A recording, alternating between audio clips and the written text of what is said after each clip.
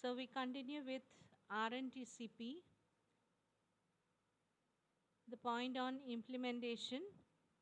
First, we have to do the case finding by passive surveillance on patient with symptoms of persistent cough for 2 weeks or more, hemoptysis, night sweats, evening rise of temperature, and chest pain. In labs, sputum collection for diagnosis, radiography, and tuberculin test. The diagnosis of TB, sputum examination is the best method to diagnose TB. Pulmonary TB diagnosis can be confirmed by sputum examination. 2 sputum samples are collected over 1 or 2 consecutive days.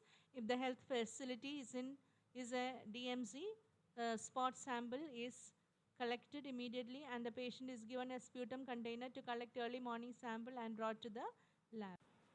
Alternatively, the patient can be asked to collect a morning sample and go to a DMC where a spot sample can be taken. In case the patient is not able to reach the DMC, both samples, morning and spot, can be collected and transported.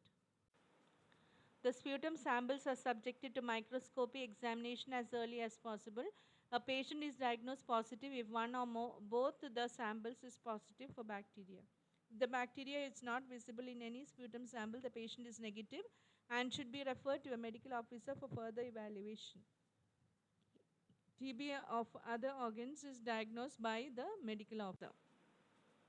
RNDCP revised diagnostic algorithm of 2009. Diagnostic algorithms for pulmonary TB.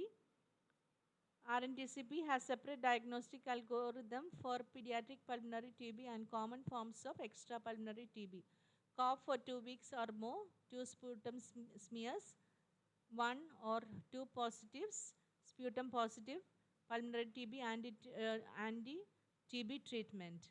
If it is two samples are negative, antibiotics for 10 to 14 days, cough persists, repeat your 2 sputum examination, 1 or 2 positive or 2 negative. So if it is 1 or 2 positive, sputum's positive pulmonary TB, anti-TB treatment, or if it is negative, X-ray test negative for TB, suggestive of TB, sputum negative. If it is suggestive of TB, sputum negative pulmonary TB, anti-TB treatment. And if it is negative for TB, non-TB treatment. Next is the directly observed treatment short course. Directly observed treatment. Directly observed treatment is one element of the DOT strategy. An observer watches and helps the patient swallow the tablets. Direct observation ensures treatment for the entire course with the right drugs in the right doses at the right intervals. Components of DOTS. DOTS is a systematic strategy to control TB diseases. It has the following 5 components: political and administrative commitment, good quality diagnosis primarily by sputum spheres microscopy, uninterrupted supply of quality drugs, directly observed treatment, systemic monitoring and accountability. DOTS, there are 2 phases in DOTS treatment. Intensive phase, that is of 2 to 3 months duration. Patients swallow medicine under the observation of a health worker during the IP inpatient, and also medicines are taken 3 times a week on alternate days. If the sputum is negative for bacteria after IP, continuation phase is started. Directly observed treatment short course continuation phase. This phase is of 4 to 5 months duration.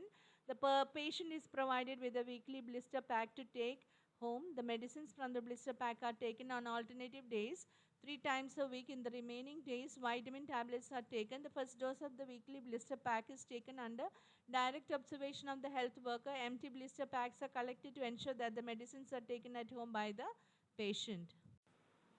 Treatment regimens, category of treatment, category 1 and category 2. Type of patient, category 1, all new pulmonary smear positive and negative cases, extrapulmonary and others TB patients.